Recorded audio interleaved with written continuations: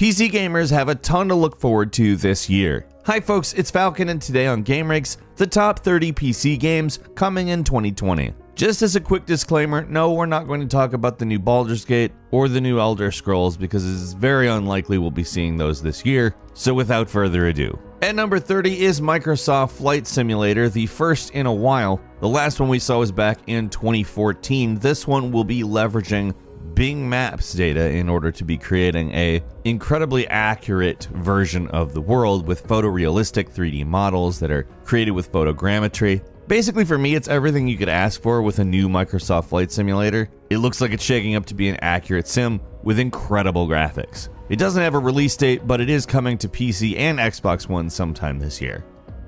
At number 29 is the Destroy All Humans remake, which I'm personally very excited for. Destroy All Humans is one of my favorite games of the last 20 years, to be frank. And it's also great, they're using all of the original voice acting, but completely new graphics. And it looks phenomenal. It looks exactly like you would want it to look. I don't know if you've ever played this game, but it's such a warped, goofy game that came out during a time when AA games, the kind of mid-tier games, were much more frequent and a lot more experimental. It's a game where you're essentially stealing DNA from humans to save your race. It's an outright silly concept, and the game itself is even sillier. I love it. I can't wait to play it again. It's hitting PC as well as all the consoles sometime either Q1 or Q2.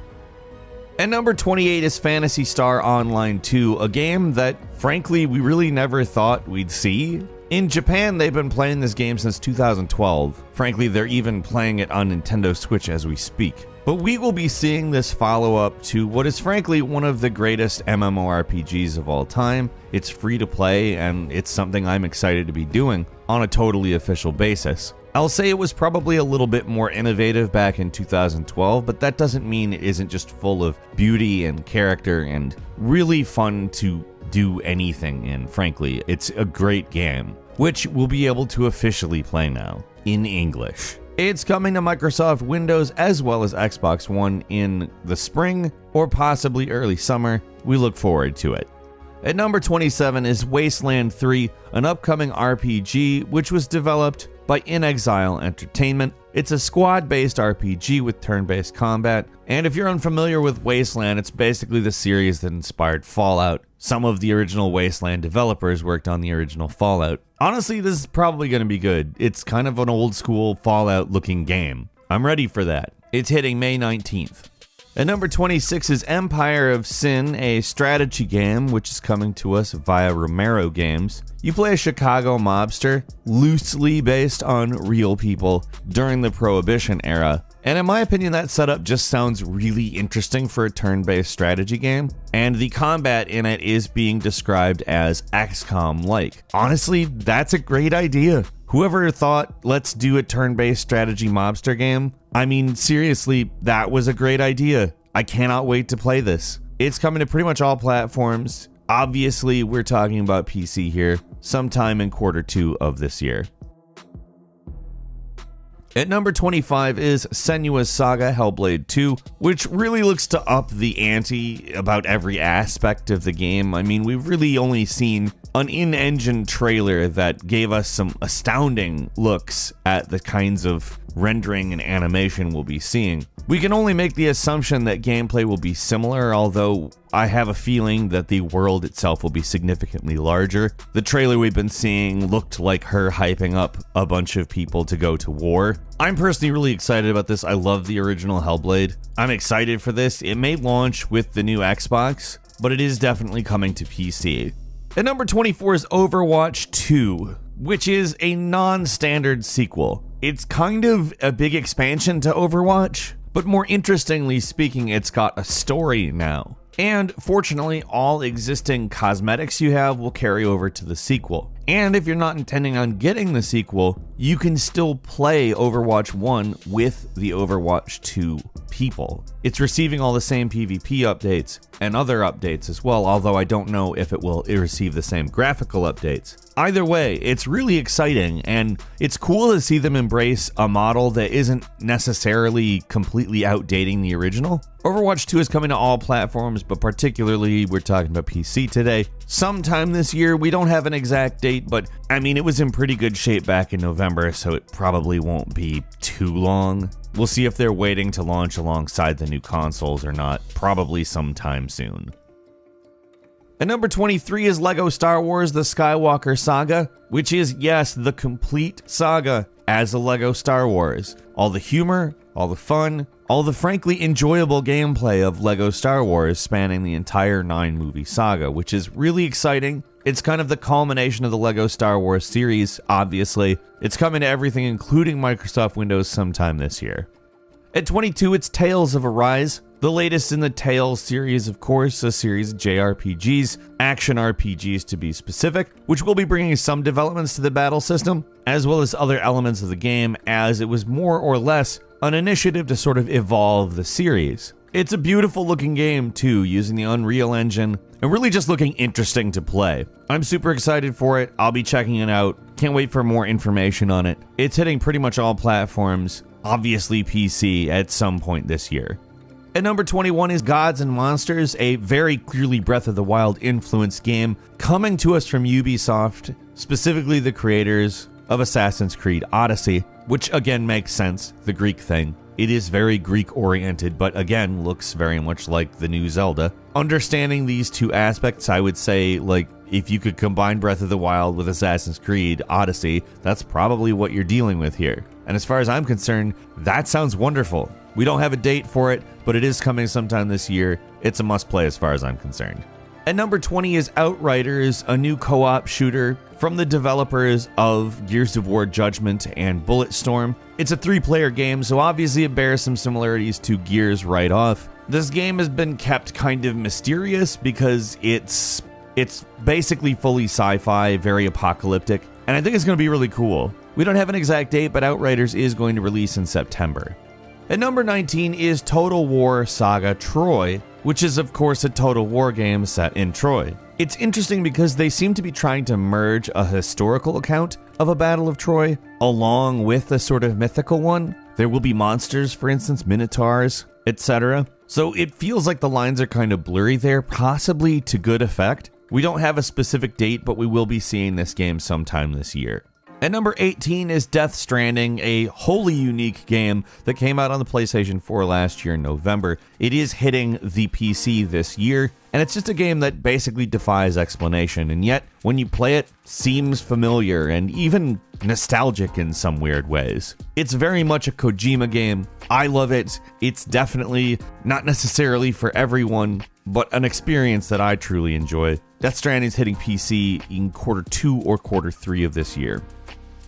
Number 17 is Kerbal Space Program 2, which is being developed by a different developer. On the other hand, one that seems to really revel in the idea that they get to work on this. There are a lot of ambitious upgrades that we've heard about, particularly to building, and I'm kind of interested to see the actual result of that. Kerbal is just a really goofy but really entertaining and engaging game. And with a different developer, without it being ambitious, it would just feel like a rehash. So, in my opinion, that really sounds like the right path. This game is supposed to happen sometime after April, but we don't know exactly when that is. It could even be next year. We're hoping it's not.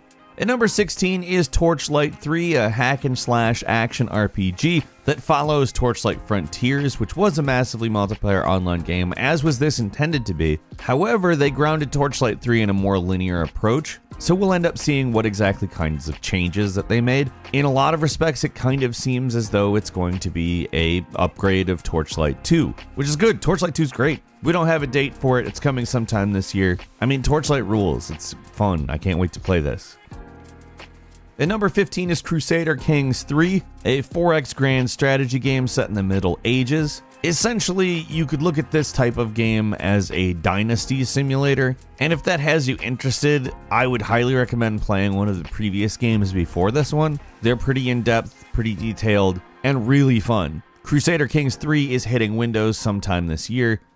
At number 14 is Godfall, which is something that's pretty different looking coming to us from Counterplay by way of Gearbox. It's a high fantasy action RPG where we've got different realms based on different elements. In some ways, the idea of this is very intriguing. On account it's very much like a looter shooter, however, it's fully melee oriented. They're calling it a looter slasher. This is something I'm personally pretty interested in. I think it could work very well. I don't love the whole Anthem drop in, drop out co-op style, but we'll see. Honestly, the concept is interesting enough that it's worth checking out. That's hitting sometime late 2020, probably around when the new consoles come out, because it's coming out on PlayStation 5 as well. But it's definitely worth a closer look, I think. Number 13 is Marvel's Avengers, which looks very much as though it is this kind of action extravaganza, which we've seen some pretty interesting full-blown action on. We've got kind of Spider-Man looking combat with a lot of QTE stuff. In some ways, honestly, it kind of just depends on how it shakes out, because it looks cool. We'll see though. It's hitting all platforms, including PC, on September 4th. At number 12 is Diablo 4, a game that we've been faked out at some point about. And it's exciting on account they'll be allowing you to customize your character a lot more than previous games. And of course, your normal customization trees will come into play. Now, we don't have a ton of information. We know that it's coming to pretty much every platform, including Windows, of course. But we know that there is a chance it will come this year. We'll probably know more about that in June with E3. But until then, I'm keeping my fingers crossed.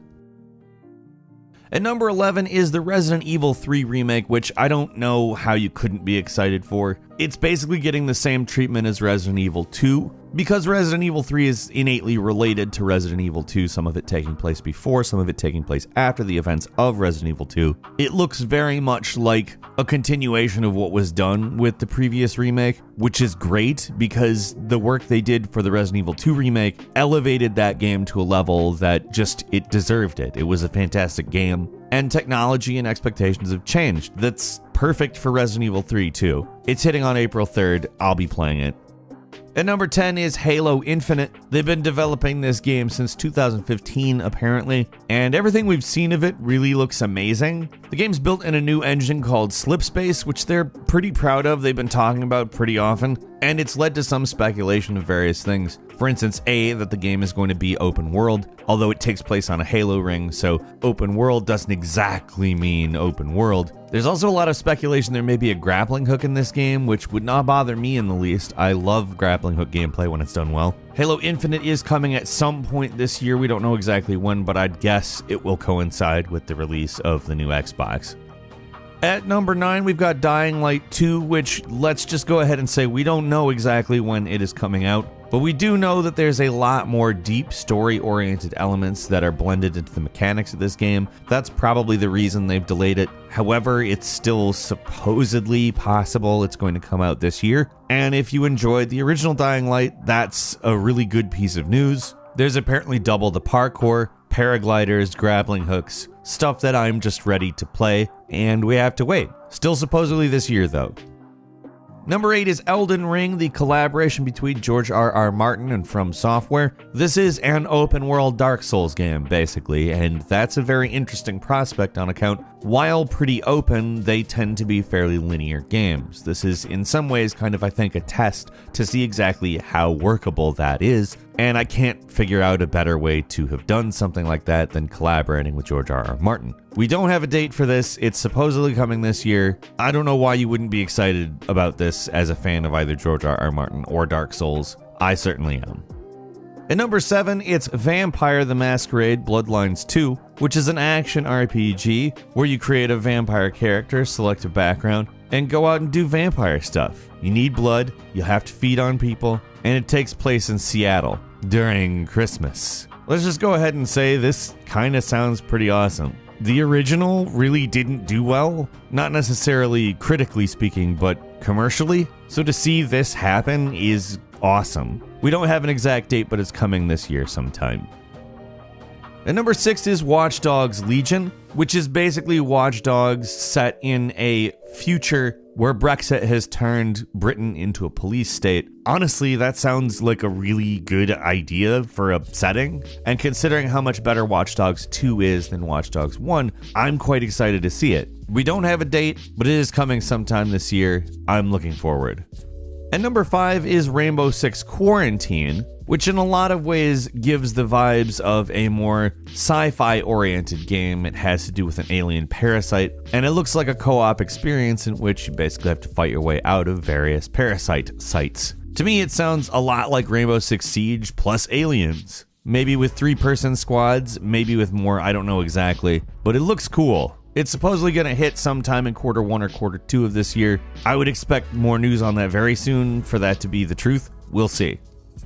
At number 4 is Doom Eternal. I don't know about you, but I'm pretty darn excited for the follow-up to the 2016 reboot of Doom, which, well, it's not exactly the same thing as the old school Doom. It's certainly a really good game that captures a lot of the great elements of the originals, bringing in a couple of new elements, and of course, this sequel looks to be doing the exact same thing. I've got 2 words for you that I am particularly excited about, and those words are specifically grappling hook shotgun. Oh yes, you know I'm here for grappling hook mechanics. There's a ton of new features that I'm really excited for with this version of Doom. To say the absolute very least. It's coming to all platforms, but it's hitting PC sometime this year. We're excited. At number 3 is Mount and Blade 2 Bannerlord, an action RPG in which a lot of ideas seem to have been upgraded. For instance, sieges are intended to be more on the strategy element of things. There's factions, there's multiplayer. If you liked the previous Mount and Blade, it looks like it's going to be great. Speaking of looks, graphically, it's a huge upgrade from the previous game, which came out in 2008. I'm excited to play it. I enjoyed this game way back when. It's hitting early access in March. At number 2 is Cyberpunk 2077, and let's just go ahead and say, this game looks like it's trying to be everything and might actually kind of deliver. We're talking destructible environments, driving, shooting, stuff that just looks good. Like, it looks like a step above a lot of other things, and on top of that, it looks like a Witcher type RPG. It's hard to actually say the kinds of expectations that I have going into this game for how deep it will be and how engaging it will be, but I kind of think they're going to be met. It's looking good. Cyberpunk 2077 is hitting on September 17th. And finally, at number 1, we have Half-Life Alyx, a VR FPS, which will function as a prequel to Half-Life 2.